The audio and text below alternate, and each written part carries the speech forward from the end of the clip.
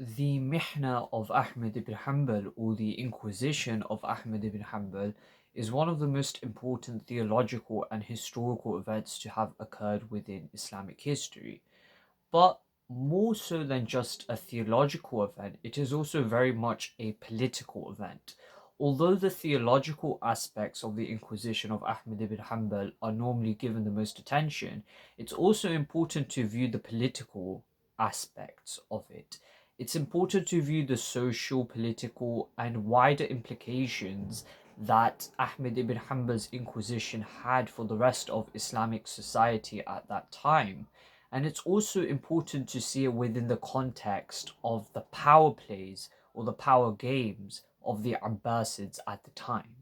You see, there's often a concept or there's often a theme that is pushed by certain historians that the Mihna of Ahmed ibn Hanbal or the Inquisition of Ahmed ibn Hanbal that was powered by Mu'tazili theology was an effort by the Abbasids to centralize both political and religious authority within the caliph.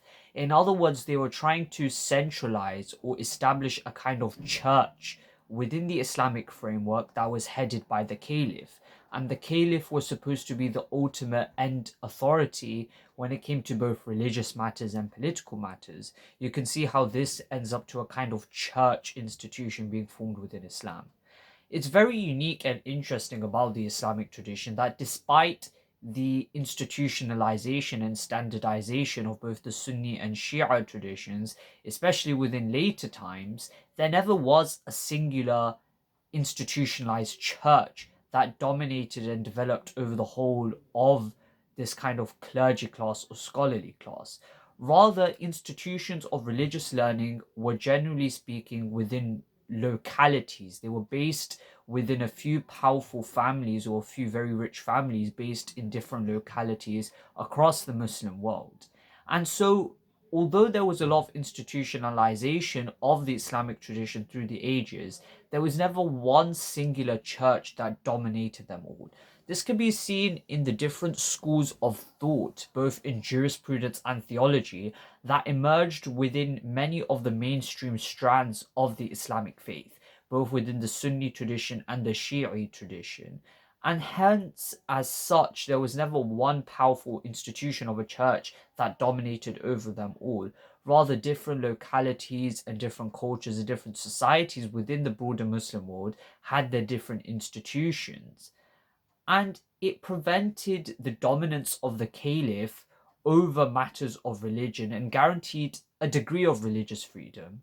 It's important to know that they weren't necessarily motivated by ideas of freedom and liberty from government power or government tyranny, not necessarily, at least in the way and in the methodology that we understand those things today in the language of the Enlightenment, let's say, but there was the idea of not being subject to the tyranny of certain earthly powers, especially the rulers who may end up corrupting the religion for their own gain, and not being subservient to these worldly rulers, but rather only being subservient to the one true creator God, which in the Islamic context, of course, is the one who is worthy of worship. Hence, you can see a history of both within the Sunni tradition and the Shi'i tradition of resisting rulers, and also the concept of not being of those scholars who are obedient of the rulers or who necessarily go out of their way to engage with the rulers and be with them. And you see within the early Sunni tradition, many of the greatest scholars of the early Sunni tradition were particularly resistant to government influence. You can see this with Abu Hanifa, you can see this with Malik ibn Anas, right? You can see this with Imam Malik, who is the great scholar, the great jurisprudent of the people of Medina of his time. You can see this with Ahmed ibn Hanbal as well. And so you can see how this opposition to being a slacky, like a lackey, right, or a kind of like a slave to the rulers, so to speak, is very much present within Sunni Islam. And this trend plays out within the figure of Ahmed ibn Hanbal when he resists the ruler upon his imposition of the Mu'tazili creed.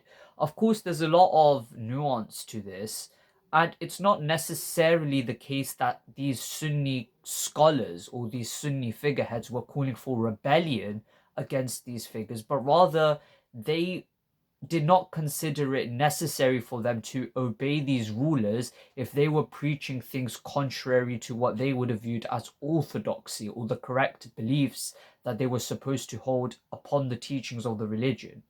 And so it's really interesting to see how politics and religion goes hand in hand, and how there's a tendency to resist the ruler even if he is purporting or supporting certain beliefs which are against orthodoxy, let's say.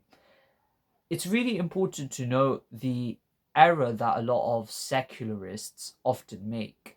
And this event, the Inquisition of Ahmed ibn Hanbal, alongside the various inquisitions throughout history in all civilizations, serve to show that religion and politics inevitably go hand in hand, and the one affects the other. They are never completely separate.